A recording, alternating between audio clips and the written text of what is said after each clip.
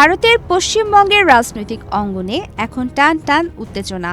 বিধানসভা নির্বাচনে বিপুল সংখ্যাগরিষ্ঠতা নিয়ে বিজেপি জয়লাভ করলেও পরাজয় মানতে নারাজ মমতা বন্দ্যোপাধ্যায়। মঙ্গলবার কালীঘাটে নিজ বাসভবনে আয়োজিত সংবাদ সম্মেলনে তিনি স্পষ্ট জানিয়ে দেন, এখনই ইস্তফা দেওয়ার কোনো প্রশ্নই ওঠে না। তার অভিযোগ, তৃণমূল হারেনি, বরং জোর করে ভোট লুট করা হয়েছে। কিন্তু প্রশ্ন হলো, মমতা না চাইলেও তিনি কি পারবেন পদে টিকে থাকতে? কি বলছে ভারতের সংবিধান? রূপায়ণ lake castle, welcome to the land of piece. Mamata বন্দ্যোপাধ্যায়ের এই অনড় অবস্থান ভারতের সংসদীয় গণতন্ত্রের ইতিহাসে এক বিরল ঘটনা। সাধারণত ভোটে হারলে মুখ্যমন্ত্রী রাজ্যপালের কাছে গিয়ে পদত্যাগপত্র জমা দেন, এটি দীর্ঘদিনের রীতি। তবে ভারতের সংবিধানে হারলে পদত্যাগ করতে হবে এমন কোনো সরাসরি লেখা না থাকলেও এর আইনি সমাধান স্পষ্ট।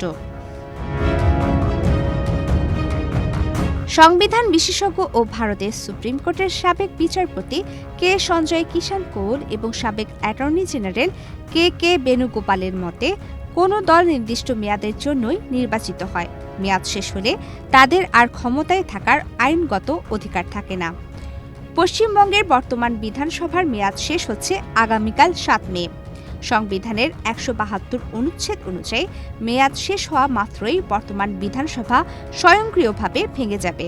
ফলে মমতা পদত্যাগ না করলেও ৭ তারিখের পর তিনি আর মুখ্যমন্ত্রী থাকবেন না। এমন পরিস্থিতিতে রাজ্যপালই হলেন সাংবিধানিক রেফারি। সংবিধানের ১৬৩ ও ১৬৪ অনুচ্ছেদ অনুযায়ী রাজ্যপাল চাইলে বিদায়ী মন্ত্রিসভাকে বরখাস্ত করতে পারেন। এমনকি মমতা পদত্যাগ না করলেও রাজ্যপাল একক সংখ্যাগরিষ্ঠ দলের নেতাকে নতুন সরকার গঠনের জন্য আমন্ত্রণ জানাতে এবং শপথ পড়াতে পারেন। এতে বিদায়ী মুখ্যমন্ত্রীর সম্মতির কোনো প্রয়োজন নেই। এদিকে নির্বাচনে পরাজয় সত্ত্বেও মমতার পদত্যাগ না করার সিদ্ধান্তকে তীব্র আক্রমণ করেছেন আসামের মুখ্যমন্ত্রী হিমন্ত বিশ্ব শর্মা।